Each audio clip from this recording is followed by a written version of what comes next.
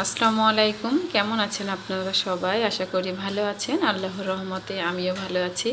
তো আজকে আপনাদের ভাইয়া বাজার করে এনেছে এই যে কচুরলতি, এখানে আছে কাঁচকলা, এখানে কাঁকরোল। অবশেষে আমাদের হাটে কাঁকরোল ওঠা শুরু করেছে।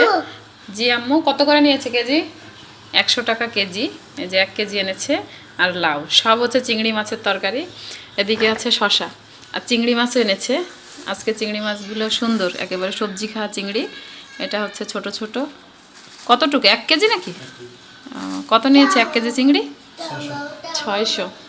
আজকে হচ্ছে চিংড়ি সবজিতে আমাদের পেয়ে বসেছে। এই যে দেখেন আম্মু মাঠ থেকে ডাটা তুলে এনে এই যে কেটে পরিষ্কার করে দিয়ে গিয়েছে। আর এখানে হচ্ছে কাঁকরোল ভাজি করে ভর্তা করা হবে চিংড়ি মাছ দিয়ে। এই যে এভাবে কেটে নিয়েছি। আর এখানে হচ্ছে লাউ রান্না করা হবে চিংড়ি মাছ দিয়ে। এখানে কাঁচামরিচ আর পেঁয়াজ কেটে নিয়েছি। এগুলো হচ্ছে লাউয়ের জন্য, ডাটার জন্য বেছে নিয়েছি।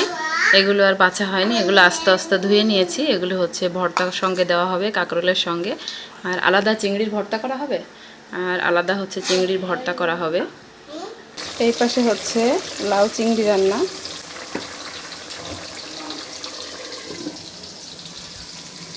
আর এই পাশ দিয়ে কাঁকরোল ভাজি হচ্ছে।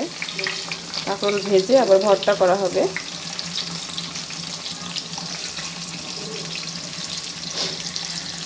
এদিক দিয়ে মেয়ে স্কুল থেকে চলে এসেছে, ওর জন্য আর ছেলের জন্য কয়েকটা কোয়েল পাখির ডিম সিদ্ধ করে নিয়েছি। আর এখানে ছেলের জন্য পাঙ্গাস মাছ রান্না করব। তো 2 পিস মাছ আগে ভেজে নিয়েছি কাঁকরোল ভাজার আগে। যদি কাঁকরোল ভাজতাম তাহলে মাছ ভালোভাবে উল্টাতো না, যার কারণে আগে মাছটা ভেজে উঠিয়ে নিলাম, তারপর কাঁকরোল ভাজছি। লাউটা রান্না করা হয়ে গিয়েছে। আর এদিক দিয়ে দেখেন এত ভর্তার মাঝখানেও এখন আবার বলছে আপনাদের ভাইয়া বেগুন ভর্তা খাবে। তো বেগুন কেটে এই যে ভাজতে দিয়ে দিয়েছি। আর অনেকক্ষণ ধরে ছেলের কাছে যাচ্ছি না, যেয়ে দেখে আসি। ডিম সিদ্ধ খেতে দিয়ে এসেছি। কি করছেন? হ্যাঁ, হাই হাই, কি করেছো?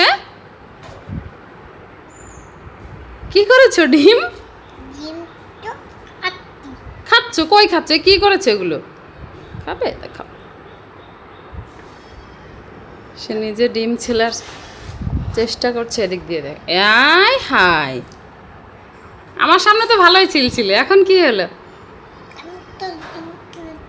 তা এটা কি করেছো?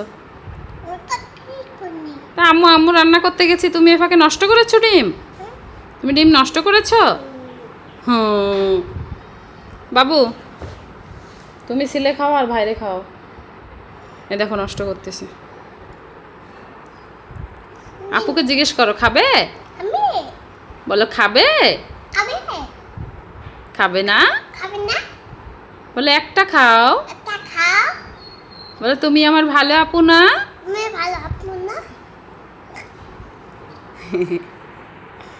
এঁচড় খাওয়ার জন্য কাঁঠাল এনেছিল। এখন সকালে কাটতে গিয়ে দেখি পেকে এই যে দেখেন একেবারে নরম হয়েছে। এখন ভেঙে দেখি যে আদৌ এটা খাওয়ার যোগ্য নাকি। কোষ কই? কোষই তো নেই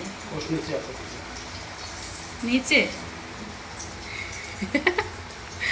সাদা। হ্যাঁ, এটা মনে হয় পাকেনি ভালো। এর অবস্থা, খেয়ে দেখি। বিসমিল্লাহ। নিচের দিকে ভালোই কোষ আছে, কিন্তু খাওয়া যাবে না, কারণ এই কাঁঠাল হচ্ছে মোটেও মিষ্টি না। তবে সমস্যা নেই, আমরা বীজগুলো খেতে পারবো তরকারির সঙ্গে রান্না করে। এই যে কাঁঠালের বীজগুলো সব ছাড়িয়ে নিয়েছি, যেহেতু কাঁঠালের শ্বাসগুলো খাওয়া যাবে না, তো বীজগুলো বের করে নিলাম, যদি রান্না করে খাওয়া যায়। ভিতরে তুমি খাবে? এটা তো খাওয়া যায় না বাবা, এটা রান্না করে খেতে হয়। ডিম? এগুলো ডিম না তো, কাঁঠালের বীজ। বেগুন আর কাঁকরোলগুলো ভেজে বাটিতে নামিয়ে রেখে কাঁঠাল ভাঙতে গিয়েছিলাম। তো ভেবেছিলাম কাঁঠাল হয়তো ভিতরে পাকা অনেক মিষ্টি হবে, কিন্তু না, কাঁঠালটা একেবারে পানির মতো, যার কারণে বীজগুলো বের করে নিলাম। এখানে হচ্ছে কাঁকরোল আর বেগুন ভর্তা করার জন্য কাঁচামরিচ আর পেঁয়াজ ভেজে নিচ্ছি। ডাটা তরকারিটা এই যে রান্না করা হয়ে গিয়েছে। আর এদিক দিয়ে রান্না শুরুতেই হচ্ছে আমি ভাতটা চড়িয়ে রেখেছিলাম। এই যে ভাতটাও হয়ে গিয়েছে। আজকে আর কালো চালের ভাত রান্না করব না, আপনাদের ভাইয়া ভর্তার সঙ্গে সাদা ভাত খেতেই মজা লাগে, তো সেই কারণে আজকে আর কালো চাল রান্না হবে না, সাদা ভাতই খাবে। বাটাই বাটা হচ্ছে ভর্তা।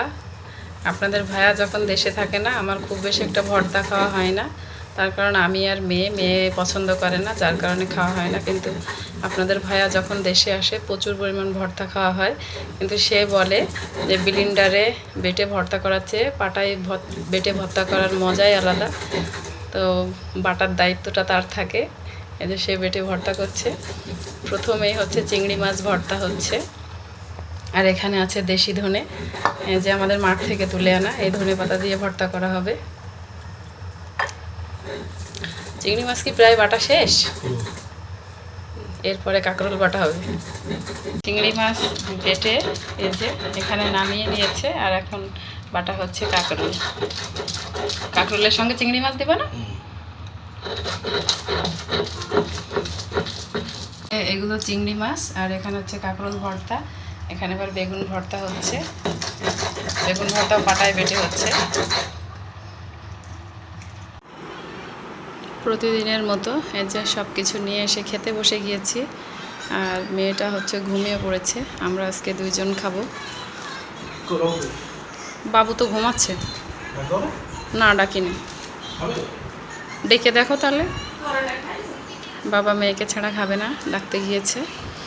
আর এই যে আজকে একেবারে সীমিত তরকারি, প্রথম থেকে আপনাদেরকে দেখিয়েছি। তো আজকের মতো ভিডিওটা এই পর্যন্ত। সবাই ভালো থাকবেন, আল্লাহ হাফেজ।